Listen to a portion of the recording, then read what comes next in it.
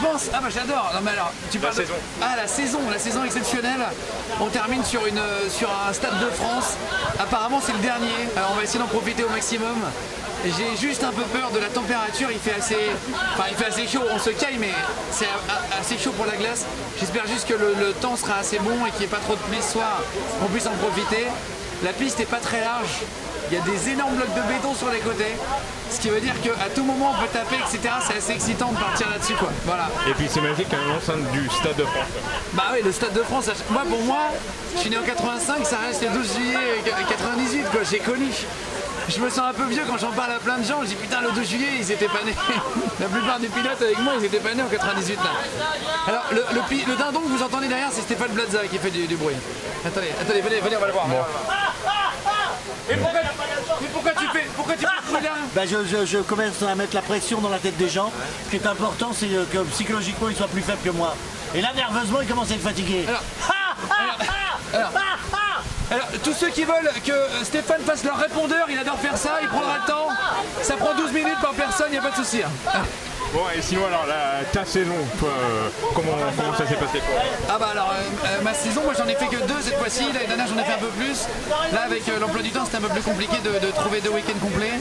Mais on a fait 2 belles courses et là j'espère ne pas être dernier. Il n'y a que les 2 KPO. En espérant qu'ils soient passés au bar avant et que je passe... Ah, je rigole, mais on va voir. J'espère être avant-dernier. C'est ma petite envie du jour. Et la saison prochaine, ça sera quoi alors? 2019, vous revenez quand même. Alors j'espère revenir évidemment, ça va vraiment dépendre de l'emploi du temps et de comment se goupille ma saison prochaine, mais j'espère revenir au moins 1 ou 2 fois par an évidemment. Bon, l'actualité de Guillaume Play. Alors l'actualité de Guillaume Play, je sors un énorme show digital d'ici quelques semaines, on n'a pas encore annoncé, donc je peux pas le dire, et autre chose qui arrive dans quelques mois.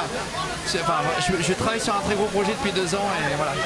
Bon, on croise les doigts. Je peux pas encore l'annoncer, donc j'annoncerai en temps voulu. Voilà. On croise les doigts pour vous parce que Guillaume, t'es un type génial. Merci beaucoup, c'est très gentil. Merci 1000 fois, très cool.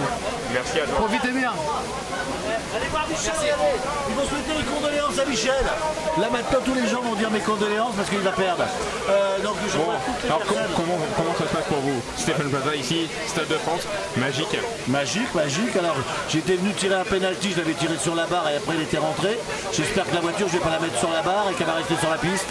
Ouais, vous vous êtes entraîné quand même parce que c'était... Non, on n'a pas pu s'entraîner parce que c'est très glissant, on n'arrive pas à marcher, il y a juste ce qu'il faut de glace, donc je pense qu'il va y avoir quelques barrières. Mais je suis pas inquiet, c'est-à-dire qu'il ne faudrait pas qu'on vienne me dépasser. Bon, on se retrouve après la course. J'espère, c'est pas sûr. Hein, En tout cas, la voiture n'y sera pas. Bon, merci Stéphane. Stéphane Plaza vient de nous dire de vous présenter les condoléances. Bien sûr, vous avez entendu quand même, c'est le cri de l'albatros tuberculeux. À mon avis, il va pas tenir la course. Il va pas tenir la course. Donc en fait, il se manifeste, c'est pour évacuer le stress. Voilà, c'est tout. C'est tout, mais bon. Je pense que je vais le laisser gagner. C'est vrai? Oui, parce que sinon, après, il m'en voudra. C'est quelqu'un qui accepte pas de perdre. Alors comme moi, je m'en fiche, je vais lui laisser parce qu'il est capable d'atrocité sinon. D'accord. Bon, un mot sur cette saison du Trophée Andros pour vous, comment ça s'est passé? Ah ben moi, le Trophée Andros, ça s'est bien passé parce que j'ai rien fait. C'est ma première course. J'ai juste été à Isola 2000 avec ce zèbre là pour Turbo. Et voilà, mais j'ai pas. Moi, je fais ça pour m'amuser comme ça, passer du bon temps, c'est tout. Mais c'est vraiment une véritable passion pour vous, le sport automobile. Hein. Alors, j'aime bien ça. C'est vrai que je suis plus à l'aise quand même sur circuit que sur glace, parce que moi, les glaces, en principe, je les fais à la fraise et j'y mets de la chantilly. C'est vrai. Ouais. Parce que vous êtes chef. Voilà. Un mot sur ce Stade de France.